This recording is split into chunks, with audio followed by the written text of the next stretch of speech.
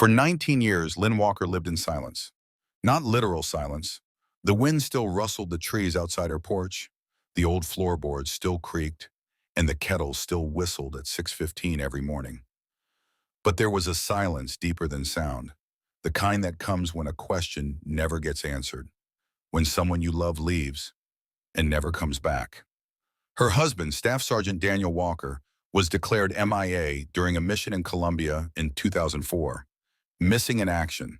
Three words that haunted every dream she had since. Not killed, not rescued, just gone. At first they searched. She got calls, updates, satellite images, recovered equipment. Then the calls stopped. Then came the box. Not a coffin, just a box with his medals, folded flag, and a single line of typed regret. Presumed dead, no remains recovered. She kept the flag, hung his photo in the hallway.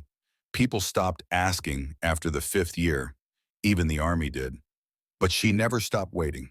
She never remarried, never moved, just lived in the same house, kept the same morning routine, and every day placed one black coffee mug on the other side of the table, just in case.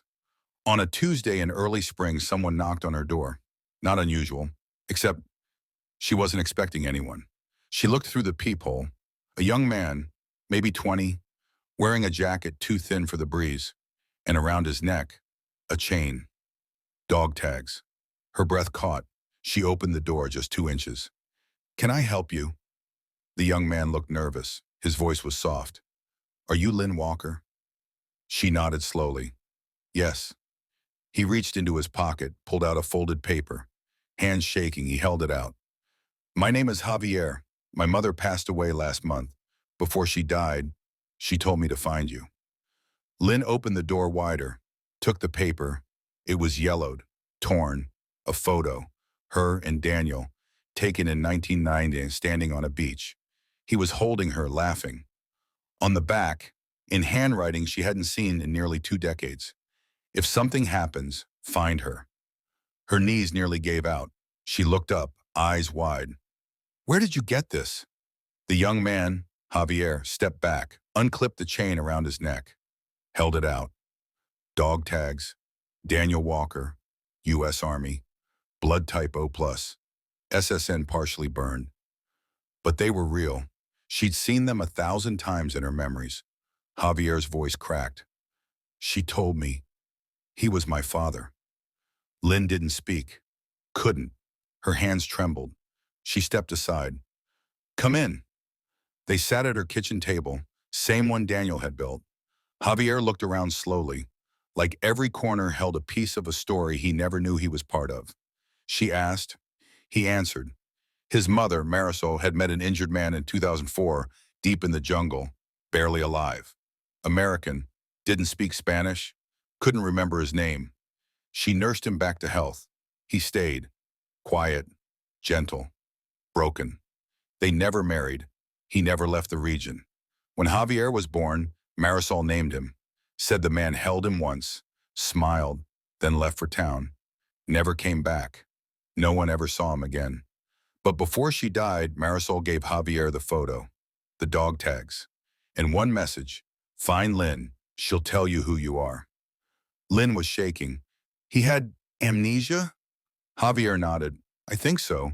Or trauma, maybe both." She asked more. He didn't know much, just bits of stories. A man who read books quietly, who carved things out of wood, who cried in his sleep, who called out the name Lynn when fever took him. That night, Lynn pulled out the box, the one she never opened. Medals, letters, newspaper clippings. She showed Javier everything. He sat in silence, then pulled out a small wooden carving from his pocket. A hawk. Simple. Beautiful. "He made this for me." Lynn took it, stared, then walked to the mantel, pulled down a dust-covered photo album, flipped to a page, pointed. A photo of Daniel holding a near-identical carving. He made one just like that, gave it to his father before deployment. They sat for hours, talking, piecing together 19 lost years, grief and hope woven into every word. At midnight, Lynn asked, "Do you want to know for Trio?" Javier nodded. "We can test the DNA," she said. I still have his comb, and we can use your blood. He looked down. I already did, last week. Sent it to the army. They emailed me this morning, but I didn't open it. I wanted to come here first. He pulled out his phone, opened the message. They read it together. DNA sample confirms direct paternal match to Staff Sergeant Daniel Walker, MIA 2004. Lynn cried, not loud, just quietly, the kind of cry that only comes after 1,000 nights of silence. Javier reached out. She took his hand. Outside, the wind blew softly through the trees, and inside, at that little kitchen table, the silence finally broke. The next morning, the sky was soft with clouds. Lynn and Javier stood on the porch, steaming mugs of coffee in their hands. The world felt different now. Not lighter, just realer. Like for the first time in years, gravity made sense again. They drove to the regional army base in silence. Lynn clutched the folder with Daniel's records. Javier held the hawk carving in his lap. Neither of them knew what would come next, but somehow that didn't matter.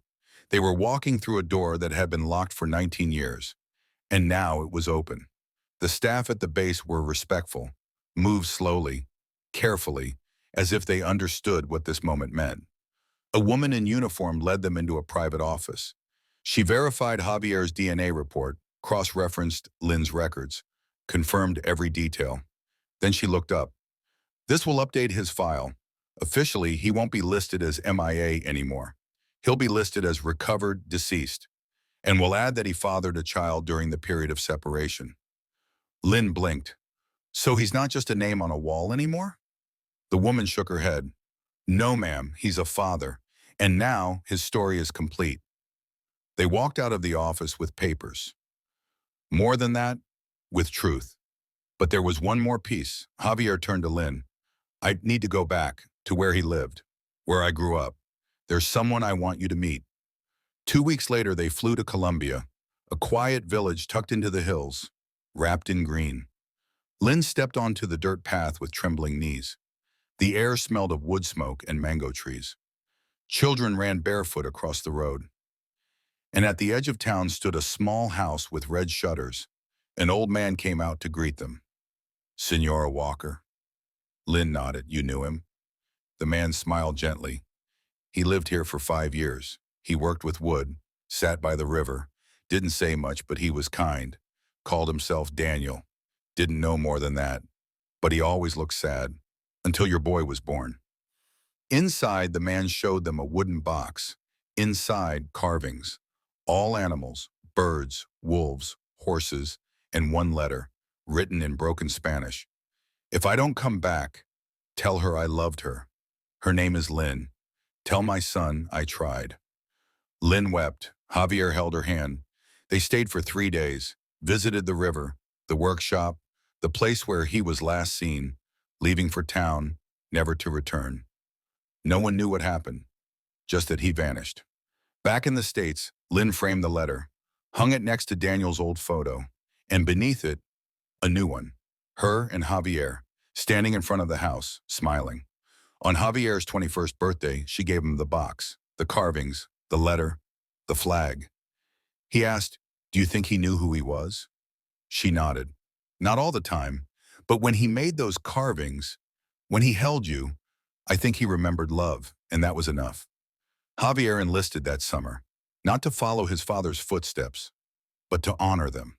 And every year on the anniversary of Daniel's disappearance, Lynn places a flower by the photo, not in mourning, in memory, and in thanks, because what she lost somehow found its way back, not in the form she expected, but in the only form that really matters, family. Thank you for watching. If you want to get more of that kind of stories, press like and check out our channel.